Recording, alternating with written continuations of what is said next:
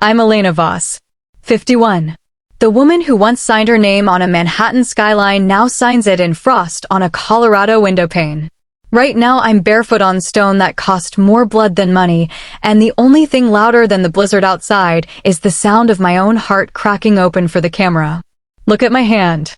See the half-moon cuts where the champagne flute exploded? That glass was hand-blown in Murano, $400 a stem. I bought 12 dozen the night I thought my family would finally say thank you. Tonight they used one to toast my little brother as CEO. The shards are still falling. I let them. I want you to feel every splinter. Because if you feel it, you'll stay. And if you stay, you'll understand why I burned the only home I ever knew to build one that can never be taken from me. Close your eyes. Smell the pine fire, the citrus wax, the copper sting of rage. We're going all the way down the mountain tonight. No cuts. No commercials. Just truth, raw, bleeding, and finally free. I used to think love sounded like my mother's laugh drifting through the old evergreen lobby at Christmas. I was wrong. Love sounds like a bank manager saying, "We're calling the loan in 14 days. That was the night Dad's voice broke over the phone and every plan I had for a corner office with river views dissolved like sugar in hot water. I didn't cry. I opened 3 apps, hit transfer, and watched $1.4 million leave my account before the call ended. By dawn, I was on a plane clutching a one-way boarding pass and a heart that already knew it was walking into a war zone wearing silk armor. The evergreen chalet I landed to was a corpse in snow. Wallpaper curled like dead leaves. The grand staircase groaned like it remembered better days. Guests checked in, took one look at the lobby's 1974 avocado carpet, and asked for the nearest Marriott. I slept in the boiler room because the staff quarters had a raccoon problem. I learned to love the smell of bleach because it meant something was finally clean.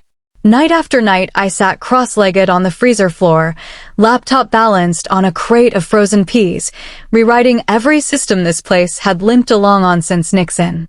I taught 72-year-old Rosa how to make a reel of folding a towel into a swan. She laughed so hard she cried, then taught me how to swear in Spanish when the ancient Wi-Fi crashed again. We became soldiers. Me in Louboutins covered in plaster dust, her in orthopedic sneakers and a smile sharp enough to cut glass. Elias? He was curating experiences in Tulum. Sent postcards of sunsets and captions like, "Hospitality is a feeling, not a spreadsheet." Mom framed them. Dad wired him another 10 grand for research. I wired myself nothing.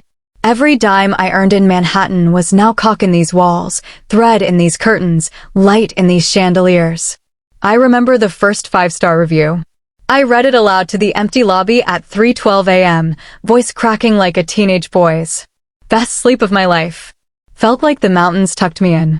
I screenshot it, printed it, taped it above the light switch so every maid who walked in saw proof that miracles still happen when you refuse to quit. Then came the night they handed my miracle to my brother.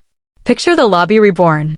Cedar beams I chose by running my bare hands over every board until one felt like forgiveness. A fireplace so big you could roast an elk. Glass pine cones, 3,000 of them, each one hand-blown while I stood in a factory in Venice whispering, "Make them catch firelight like dreams." Tonight, every bulb glows gold. Every face I saved is here. Rosa in a new navy blazer, eyes shining. The pastry chef who left the Ritz for me. The concierge who learned Japanese in 3 months because our new clientele asked for it. I'm in emerald silk that hugs every scar, every stretch mark every year I gave this place. I practiced my speech in the mirror until the words felt like breathing. Then Dad clinks crystal. The room stills. Your new CEO, my son, Elias Voss. The applause is a guillotine. I feel it slice. Elias glides forward in a suit that cost less than my shoes, hair artfully messy, grin weaponized. He throws an arm around Dad, kisses Mom's cheek, then looks straight at me and mouths, "Teamwork." My knees buckle. Not from weakness. From the weight of every 4 a.m. I spent on my knees scrubbing someone else's vomit so this place could shine. Rosa catches my elbow. Her grip says, "Hold on, Mija." I do. Barely. I escape to the service corridor. The walls still smell like the lemon oil I used to cover mildew. My phone buzzes. Text from a realtor I met at a networking brunch 6 months ago. Aurora Basin in just hit the market. Divorce fire sale. 42 acres, private hot springs, gondola permits grandfathered in. They'll take 38 cents on the dollar. I stare at the photos until the screen blurs. I know that inn. Used to sneak in as a kid, dare each other to swim in the frozen pools. It has bones stronger than Evergreen ever dreamed. A ballroom with windows that look straight into God's living room. Space for a spa carved into the mountain itself. I forward the listing to my secret email. Delete the thread. My pulse is no longer in my chest. It's in my throat, my fingertips, the soles of my feet. It's saying run. Next morning, Elias fires Rosa. Walks into the laundry room at 6:03 a.m. and says, "We're going lean. You're out." Rosa, who buried her husband last year and still showed up every day with a smile and hospital corners sharp enough to slice bread. I find her folding her apron like she's laying a body to rest. I don't think. I march to Elias's new office, my old office, where he's asleep on the couch, one shoe missing, mouth open like a baby bird. I shake him awake. Reinstate her or I walk and take every soul who believes in me with me. He laughs, coffee breath and cruelty. "You're not the story anymore, Lena." I smile. "First real one all week. Watch me write a better one." I call Rosa from the hallway. "Pack nothing. You're promoted. Director of housekeeping. Salary tripled. Equity. Your name on the letterhead." She sobs so hard the phone shakes. I taste salt. Mine or hers, doesn't matter. That night I drive to Aurora Basin alone. The gate is chained, but the lock is rusted. One snap and I'm inside. Moonlight turns the snow silver. I walk every frozen corridor, boots crunching, breath fogging. I see it whole. Living moss walls. A lobby with a tree growing through the roof. Hot springs steaming under glass floors so guests walk on clouds. A library where fireplaces float. I sit on the grand staircase, rotted but regal, and let memory gut me. Age 7, mom braiding my hair. Take care of Elias, he's delicate. Age 14, winning the state hospitality scholarship. Dad clapping for Elias's sea-and woodshop. Age 38, making regional director. Mom asking why I wasn't married yet. Every milestone a breadcrumb leading me here, to a ruined palace I suddenly know how to resurrect. I dial the realtor at 1:47 a.m. By 5 a.m. the offer is in. By noon the deed is mine. I name her Apex Haven on the drive home, screaming the words into the empty canyon until my voice shreds and the mountains scream back. I don't tell a soul for 72 hours. Then I start stealing. Not linens. People. Text to the pastry chef. Build me a dessert menu that makes people cry. Double salary, full creative control, your face on the website. Text to the sommelier.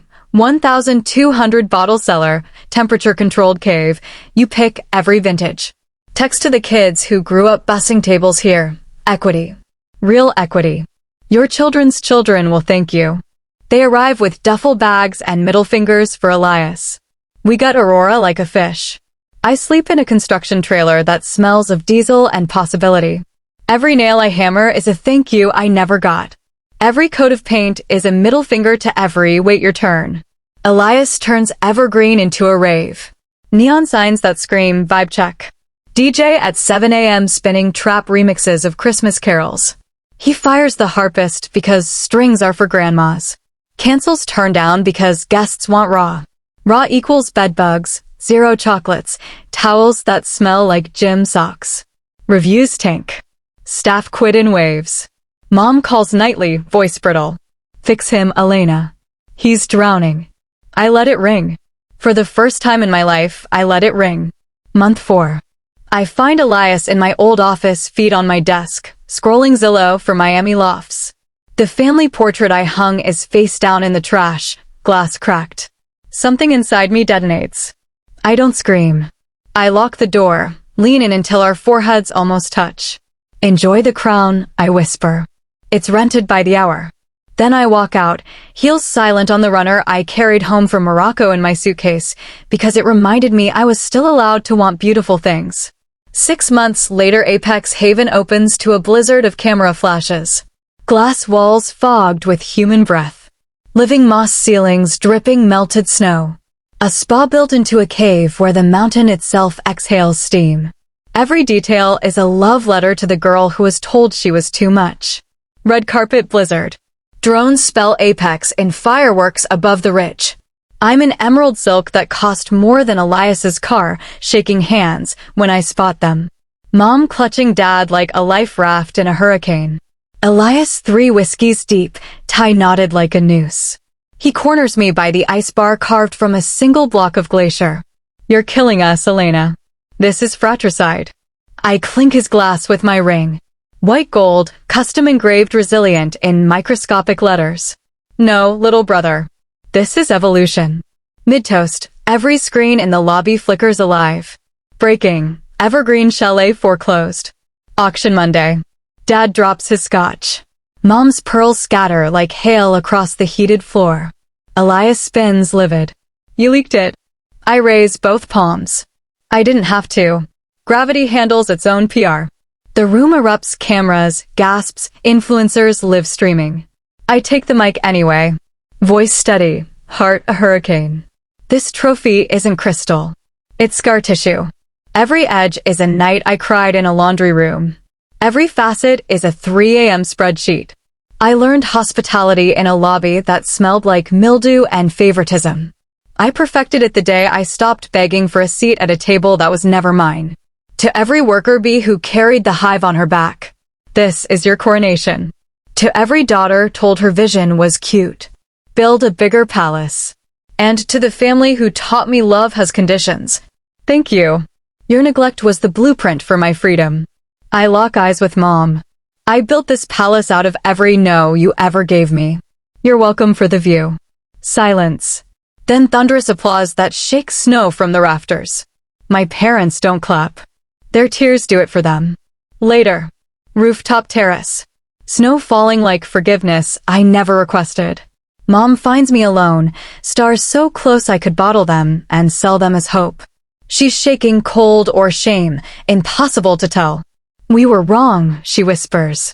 Mascara finally surrenders in black rivers. I hand her a flute, plastic this time, no more broken glass. I know. She waits for absolution. I give her the mountain wind and the sound of 400 people downstairs laughing in rooms I designed with my own insomnia. She reaches for my hand. I let her hold it for 3 seconds. Then I pull away. Not cruel. Just finished. 1 year later. Apex Haven is booked 395 nights a year. We host weddings where brides cry because the mountain air tastes like yes. We host retreats where CEOs unplug and remember their children's names. Rosa runs a training academy that poaches talent from Switzerland. The pastry chef's chocolate sculpture was on the cover of Bon Appetit. I walk the lobby every morning at 5:47 a.m. The cleaners part for me like I'm Moses and the Red Sea is made of dawn. I touch the moss wall, still growing, still green, still alive because I refuse to let it die. Some nights I dream of evergreen. I wake gasping, reach for the light, remember the auction gavel fell and the bank owns my childhood now. I brew coffee in a kitchen bigger than my old Manhattan apartment and watch the sun paint the peaks gold. The scar across my chest, where they cut me out of the story, still aches when it rains. But every morning I trace it in the mirror and whisper, thank you for the reminder that I survived. So here's the only question that matters. When the people who were supposed to hand you the keys threw them into the abyss, did you climb down after them? Or did you learn to fly? Type your answer below. I read every comment at 2 a.m. with tea and tissues. Your story is the epilogue I haven't written yet. And if you're watching this curled on a bathroom floor wondering if anyone sees the empire you're building in the dark, look up. I see you. I was you. Now watch me burn the sky so bright you can read your own future in the flames.